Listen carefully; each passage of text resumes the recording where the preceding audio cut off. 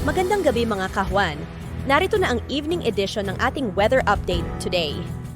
Update muna tayo sa lagay ng ating panahon ngayong araw ng Martes, January 9, 2023.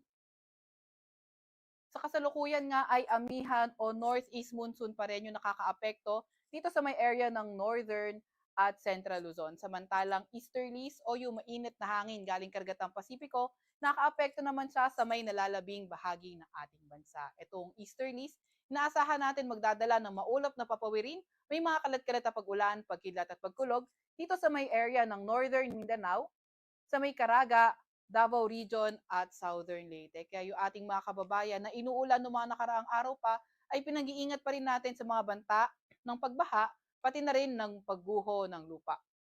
Itong amihan naman o northeast monsoon, inaasahan natin magdadala ng maulap na papawirin na may mga ulan dito sa may Cagayan Valley, kabilang na nga ang Aurora area. Para naman sa lagay ng panahon, ito sa area ng Cordillera Administrative Region, sa may Ilocos Region at nalalabing bahagi ng Central Luzon, asahan natin partly cloudy to cloudy skies condition, may mga tsansa ng mga may hinang pag-ulan. Para naman sa lagay ng panahon sa Metro Manila at nalalabing bahagi ng ating bansa, partly cloudy to cloudy skies condition pero may mga tsansa ng mga localized thunderstorms.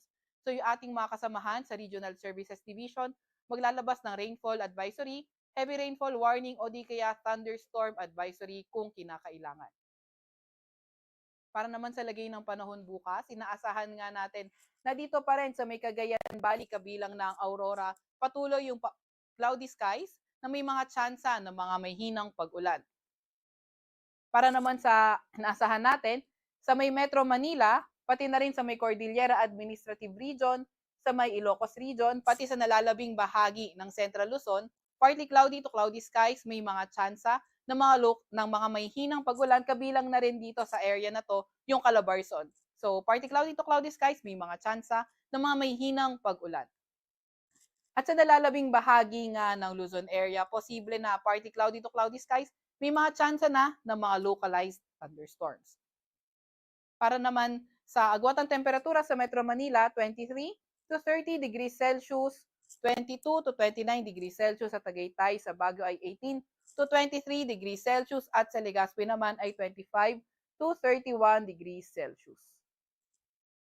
Para naman sa lagay ng panahon bukas, sa may Palawan area, sa may Visayas at Mindanao area, asahan natin patuloy yung partly cloudy to cloudy skies condition, pero may mga tsansa pa nga rin tayo ng mga localized thunderstorms. Agwat ang temperatura para sa may Puerto Princesa ay 26 to 32 degrees Celsius, sa may Kalayaan naman ay 25 to 32 degrees Celsius. Para sa Cebu, Tacloban at Davao, maglalaro ang temperatura sa 26 to 31 degrees Celsius. Para naman sa Cagayan de Oro, 25 to 31 degrees Celsius, 27 to 31 degrees Celsius sa may Iloilo at sa may Davao ay 26 to 31 degrees Celsius.